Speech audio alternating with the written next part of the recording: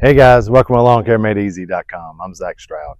Have you ever wondered how long you should wait in between mowings each week? Well, when we come back, I'll answer that question for you.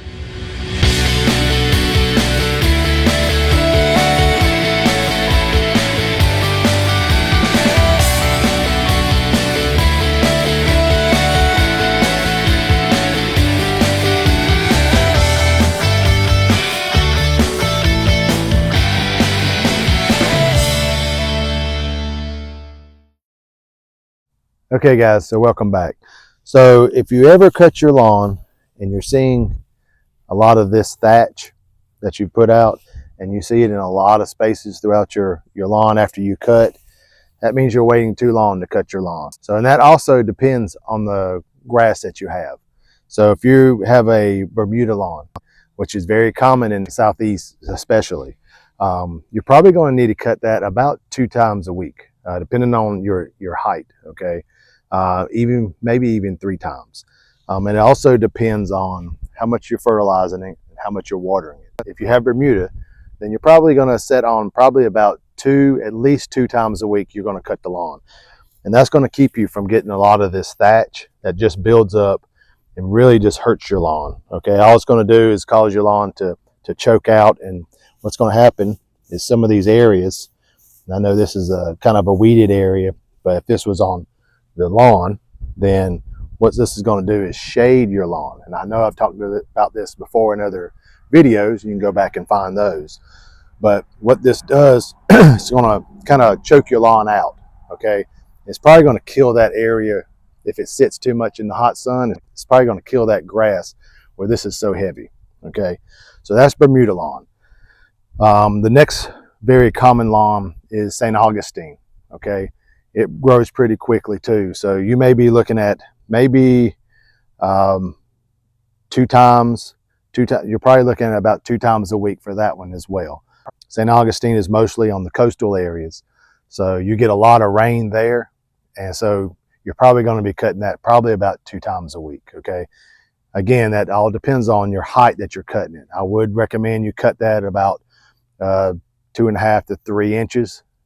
Bermuda, you can take that all the way down to probably about 1 inch, okay? If you have just smooth ground and you don't have a lot of bumpiness, you can probably take that down to about 1 inch, okay? They have a lot of that on golf courses. Now the next one is zoysia. I have a lot of zoysia in my lawn, and so I'm cutting that once a week. It's not a very fast growing grass like the Bermuda and the St. Augustine, along with the centipede. It's a very slow growing grass. So centipede is actually the slowest growing one, and you can cut that even 7 or 10 days in between mowings, okay? So that's a very slow growing lawn, and they usually call that the lazy man's grass. I have some of that in some parts of my lawn too, but if you're gonna pick a lawn that you can probably just, if you don't want to cut a lot, I'd either choose the zoysia, which that's probably, you're probably going to cut that about once a week, okay? Even if you're fertilizing and you put a lot of irrigation water on it, you're probably going to cut that about once a week. It's not a very fast growing lawn. And also centipede, okay? Low maintenance lawns. The lawns that you're going to cut more frequently is going to be Bermuda and St. Augustine, okay? And those are warm season lawns. Now, as far as like a cool season lawn, you're looking at fescue.